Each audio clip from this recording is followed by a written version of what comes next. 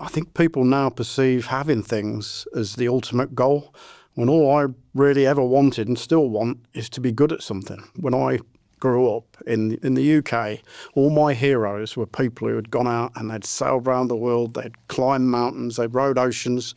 These were my heroes, and they'd all done something. Whereas I think that's been hijacked now. People's heroes are celebrities, and what they're doing is they're promoting a lifestyle, not necessarily excellence in any particular field.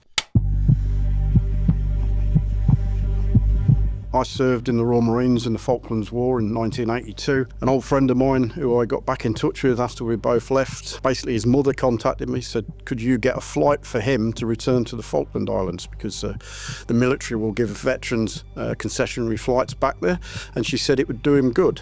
Now, I didn't know my mate needed any doing good. I didn't know he had any problems at all. But she was worried about him, his family was worried about him. We went back to the Falklands, and I ended up going with him. It's an experience for both of us, going around all the places that we'd had our experiences in during the war. And towards the end, the last day we were there, we walked up Mount Harriet, which is one of the small mountains that surround Port Stanley, the capital, where the battles were all fought basically at the end of the war, the day, 2 days before the surrender. And at the top of Mount Harriet, as he had walked me through his experiences on that battle, he turned to me and he said, I've been basically to a charity in England for the military veterans to get help about potentially having PTSD. And they diagnosed him as having PTSD informally. He ticked all the boxes apart from suicide, which he wouldn't commit to, but there's different ways of trying to kill yourself.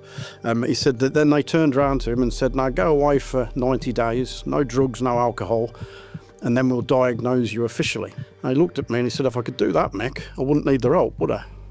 I was horrified by that. I just thought that was just the worst reaction from the people who are meant to help you.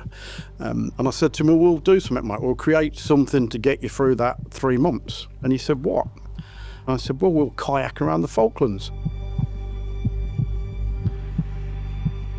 We came back from there. I set up that project by the skin of a teeth, effectively, to teach us both to kayak. Steve Grennan, the guy who I was helping, my old mate, went from basically being on the couch for 25 years, doing very little in the way of physical activity, becoming a superb kayaker. We took part in the Yukon Great River Quest. We paddled across to the west to the east coast of Scotland and back, and then we eventually returned to the Falkland Islands and actually did a 10-day expedition around East Falklands where most of the battles took place, which ended in the best way for me, because as we paddled into the mouth of Port Stanley, the outer harbour, you could see all the mountains where the battles took place in the background. And he said, I'm meant to be going up there, Mount Harriet, with a journalist tomorrow to talk about my experiences. And he said, but I'm not going. He said, this is my memories of the Falklands now. That's in another box. And that for me was the best end to that project. And it just expanded from there. By virtue of doing that project, we moved on to other projects, and ultimately I would end up rowing the Pacific. And when I thought I was retired from rowing from California to Hawaii with another old mate of mine from the Marines who'd lost his sight in service. And again, equally, he'd been treated as poorly as Steve Grennan had, and he became the first blind person to row the Pacific. If there is one best experience, it's the 82 days, 10 hours and 54 minutes I spent on a rowing boat with Steve Sparks, because he is a truly inspirational and remarkable human being. No other person with his condition could have completed that row in the conditions that we faced. And I remember going into a meeting with Blind Veterans UK, who is the charity that's connected with Sparky, basically saved his life years ago when he was kicked out of the services when he lost his sight. And we went for the meeting. I know the person meant well, but at the meeting, one of the charity representatives just turned around to Sparky and said, but Sparky, are you sure you're capable of doing this? What about your condition? Now, Sparky's obviously faced that all his time in life, but losing his sight. I'd never heard it before, and I was so angry. I turned around to him and I said, what are you talking about? He's only blind. He has 100 qualities that everybody else in that race could only dream about.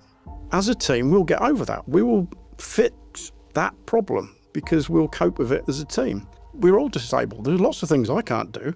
So you work with somebody else and you deal with that as a team. And that's how we dealt with that on that boat as a team. We knew in advance that he would have restrictions because of his visual impairment.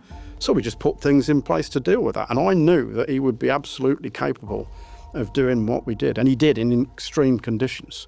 You shouldn't be thinking about things from what you can't do. You should be approaching things with what you can do and then finding a way to achieve them.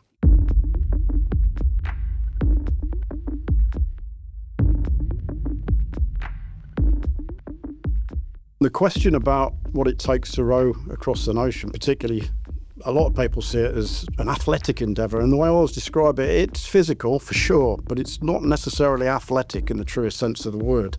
It's a complete mental test, and it's all about how you approach it mentally. Your body will basically do whatever you tell it, reluctantly, but if you're strong enough mentally, you can take your body to places you could never believe. And I had to on occasions, certainly rowing across the North Pacific, and we were far beyond any limitations that we thought we had to make that successful. Probably the most remarkable, if not the best experience, was my solo row, 109 days alone, trying to get across the North Pacific.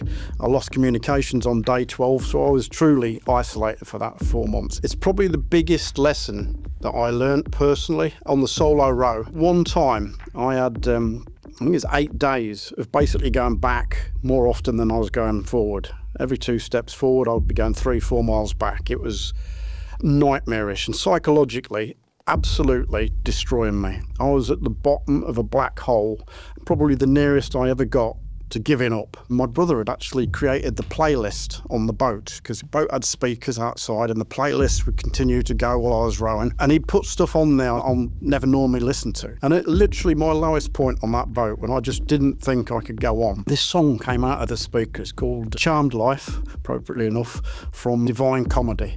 And that song had a verse in it, if I can remember it and do it justice, was sometimes life is like being afloat on a raging sea in a little rowboat with the waves just trying to wash you overboard.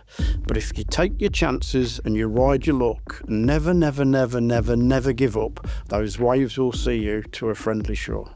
The moment I heard that, it was as if the guy had written that just for me in that moment. And I went from being utterly defeated to being unbeatable on that boat. Nothing changed. I was still dealing with the same problems, except one thing. My approach on that boat had totally transformed. And it's the biggest lesson I've ever had on an ocean rowing boat. You are never defeated by the problems you're facing in the short term. You're defeated by your reaction to them.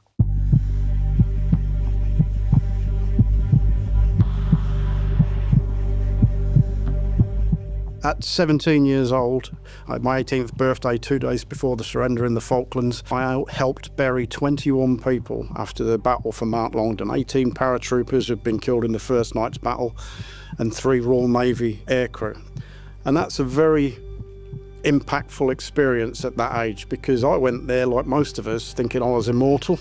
And I think I realised with that experience, life's short, it's fickle. You can be gone before you know it. 2 guys were in that hole who were buried, were younger than me. They were 17 years old.